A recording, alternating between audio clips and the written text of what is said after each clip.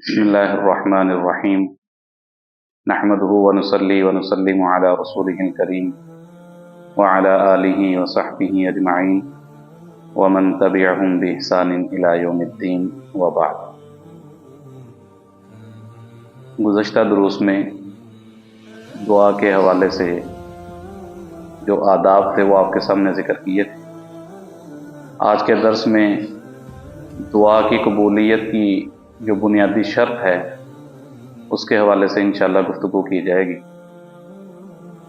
دعا کی قبولیت کی بنیادی شرط یہ ہے کہ جو دعا کر رہا ہے اس کا کھانا، اس کا پینا اور اس کا پہننا وہ حلال ہو۔ اگر خدا نہ خواستہ دعا کرنے والے کا کھانا پینا اور پہننا حرام ہوگا، اللہ جل شانہ اس کی دعا کو قبول نہیں فرمائیں۔ حدیث میں جناب نبی کریم صلی اللہ علیہ وسلم نے ایک شخص کا حال بیان کرتے ہوئے ارشاد فرمایا کہ اس شخص کی دعا کیسے قبول ہو سکتی ہے جس کا کھانا پینا اور پہننا حرام کا ہو۔ جلیل القدر پیغمبر حضرت موسیٰ علیہ السلام ایک دفعہ کسی کام کی غرض سے جا رہے تھے تو راستے میں انہوں نے دیکھا کہ ایک شخص بڑی الحاح و زاری کے ساتھ، بڑی لجاجت کے ساتھ اور رو رو کر، گڑ گڑا کر، عاجزی کے ساتھ ہاتھوں کو بلند کر کے اللہ جل شانہ سے دعا کر۔ حضرت موسیٰ علیہ السلام جس مقصد کے لیے جا رہے تھے وہ پورا کر کے جب واپس آئے تو پھر دیکھا کہ وہ شخص ابھی بھی اسی طرح دعا مانگ رہا ہے، گڑ گڑا کر مانگ رہا ہے، ہاتھوں کو بلند کر کر کے دعا مانگ رہا ہے۔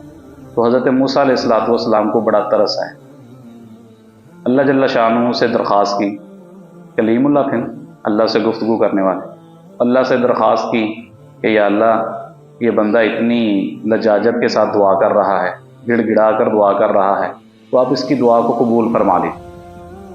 آسمان سے آواز آئی کہ اے موسیٰ، یہ شخص رو رو کر اپنے آپ کو ہلاک بھی کر لے اور ہاتھوں کو اٹھا کر آسمان تک پہنچ جائے، اتنے اونچے بلند ہاتھ اپنے کر لے، پھر بھی اس کی دعا قبول نہیں ہوگی، اس لیے کہ اس کا کھانا پینا اور پہننا حرام ہے۔ اس سے بھی ہمیں معلوم ہوا کہ دعا مانگنے کی جو بنیادی شرط ہے قبولیت کی، وہ کھانا پینا حلال ہونا ہے۔ اگر کھانا پینا حلال نہیں ہے تو اس کی دعا قبول نہیں ہوتی۔ حضرت سعد رضی اللہ تعالیٰ عنہ مشہور صحابی ہیں اور مستجاب الدعوات ہیں۔ مستجاب الدعوات کہتے ہیں جس آدمی کی ہر دعا اللہ قبول کرتا، اس کی دعا کو رد نہ کر، اس کو کہتے ہیں مستجاب الدعوات۔ انہوں نے رسول اللہ صلی اللہ علیہ وسلم سے درخواست کی کہ یا رسول اللہ آپ میرے لیے دعا فرمائیں کہ اللہ مجھے مستجاب الدعوات بنا دے۔ رسول اللہ صلی اللہ علیہ وسلم سے درخواست کی کہ آپ دعا فرمائیں اللہ سے کہ اللہ مجھے کیا کر دے، مستجاب الدعوات بنا دے۔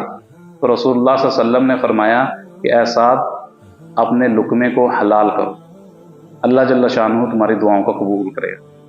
اپنے لقمے کو حلال کرو، اللہ جل شانہ تمہاری دعاؤں کو قبول فرمائے گا۔ پھر نبی کریم صلی اللہ علیہ وسلم نے ارشاد فرمایا کہ قسم ہے اس ذات کی جس کے قبضہ میں مجھ محمد کی جان ہے، جس شخص کے حلق سے ایک لقمہ بھی حرام کا نیچے اترے گا 40 دن تک اللہ اس کی دعا قبول نہیں فرمائے۔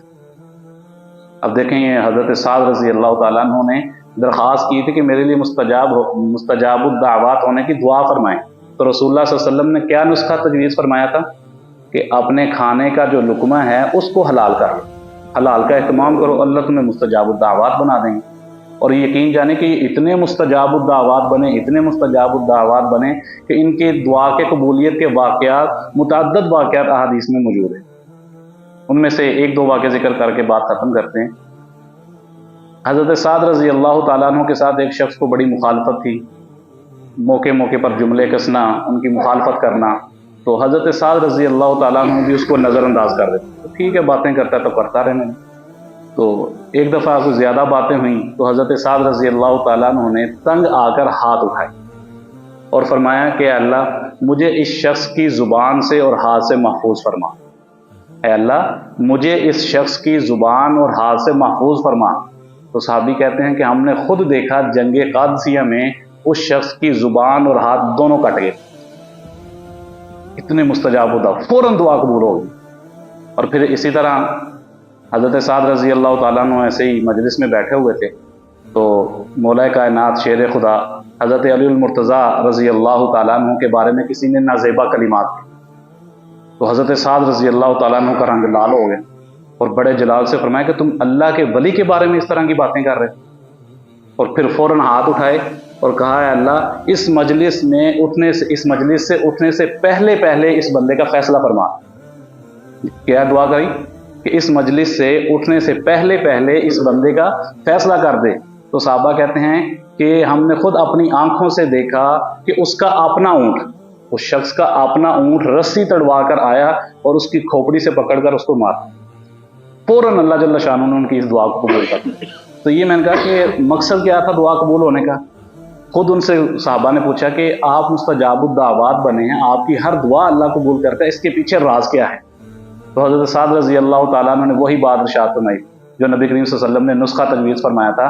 तो मैं कि जब भी मैं खाना खाने लगता हूँ तो मैं देख लेता हूँ कि ये लुकमा जो मैं अंदर लेकर जा रहा हूँ ये हलाल है या हराम है। अगर हलाल होता है तो मैं अंदर ले जाता हूँ, हराम होता है या हराम का शुबा भी होता है तो मैं छोड़ देता हूँ। उसका नतीजा कि अल्लाह जल्ल शानू ने मुझे मुस्तजाबुद्दावात बना दिया कि नबी करीम सल्लल्लाहु अलैहि वसल्लम ने मेरे लिए ये तजवीज़ फरमाया था। तो मेरे लिए भी, आपके लिए भी यही नुस्खा है कि मैं और आप ये चाहते हैं कि हमारी दुआएं भी कबूल हों, तो हम अपने गिरेबान में झांकें, अपने लुकमे को देखें कि मेरा लुकमा कैसा है। हलाल है अल्हम्दुलिल्लाह, अगर हराम है तो उससे तौबा करें, इस्तिग़फ़ार करें, अल्लाह जल्ल शानू से दुआ करें कि अल्लाह हमें हलाल लुकमा नसीब फरमाए और हमारी दुआओं को अपनी बारगाह में कबूल फरमाए। व आखिर दावाना अनिल हम्दुलिल्लाहि रब्बिल आलमीन।